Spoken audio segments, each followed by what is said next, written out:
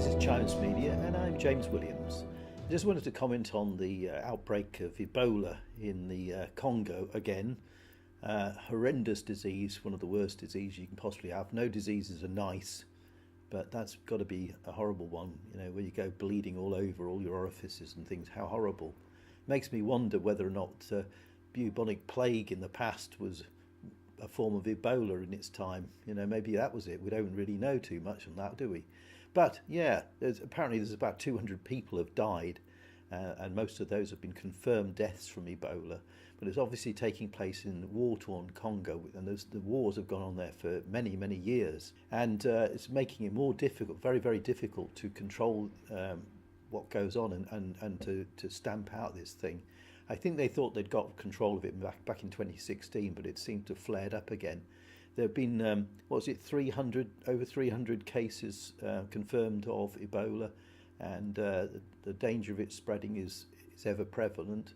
What's going to happen here? I mean, is it going to spread to the West? Well, it might do in small pockets, but I think the Western countries, you would think, have got fairly well established control measures for dealing with it.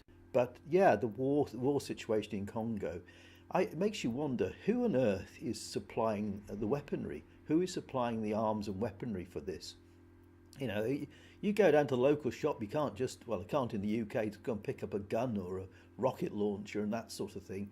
And there's these people in this war-torn area who seem to be picking up, military-grade weapons to go and fight, and with no money. But you know, somebody's supplying it, doesn't they? They always refer to them as militants. Do they mean Islamic militants? Does that mean to say that you've got countries like Iran or Saudi Arabia sponsoring the militants? What forces are involved in that? Because they're not, like I say, they're not getting no money to buy the things they've been supplied with. It's kind of very, very cynical. And I don't even think it's down to actual leaders of Western countries that goes on. I think a lot of the time the people like Theresa May don't know what's going on. They have no idea, which suggests that there are non-government as well as government organisations involved in the gun running and the support of military grade weapons to killing machines. But we're never going to solve this Ebola problem. We're never going to solve it whilst we've got wars. And there's so much corruption going on in this world today that it's very difficult to trust any news organisation to tell the truth about things without giving a slant on it, saying, you know, it's all anti-Trump or something like that. I think it's kind of really bad, and I don't know where we are going as a country, as a society, but it seems to be a rather bad place. Maybe it's a sign of my age, I don't know, but I'm not happy with the way things are, news is presented, and how we're dealing with problems that shouldn't exist.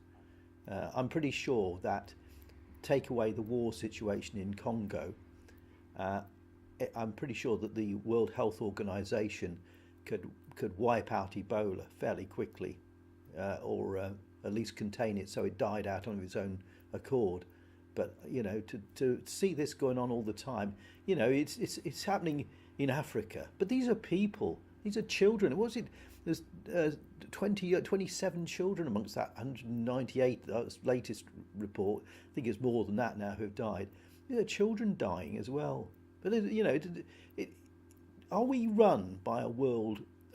Is our world run by psychopaths? You know, that's a good question. Please let me know in the comments.